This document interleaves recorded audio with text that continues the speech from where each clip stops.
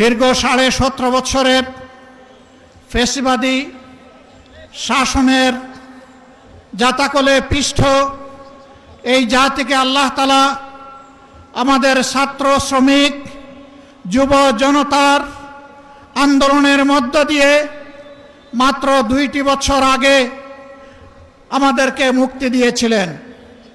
সেই সময়ে যে দলটি আমাদের মতোই মজলুম ছিল, নির্যাতিত ছিল, আজকে তারা ক্ষমতায় আছে।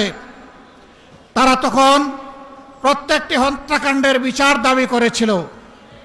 নির্বাচনের সময় তারা বলেছিলেন তারা নির্বাচিত হলে ফ্যাসিবাদের হাতে যতগুলা খুন হয়েছে, গুম হয়েছে, নির্যাতন হয়েছে সবগুলার বিচার তারা করবে। ক্ষমতায় বসার পর এখন তাদের সুর পাল্টে গেছে।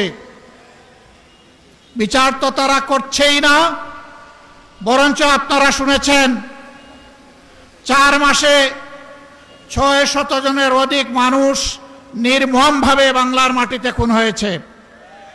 আরো দুঃখজনক, এই দলটি নিজেদের হাতে নিজেদের কর্মীদেরকেই খুন করেছে।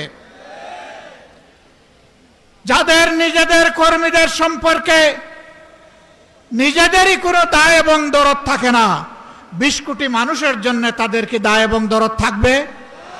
আমরা কোনো লক্ষণ দেখতে পাচ্ছি না।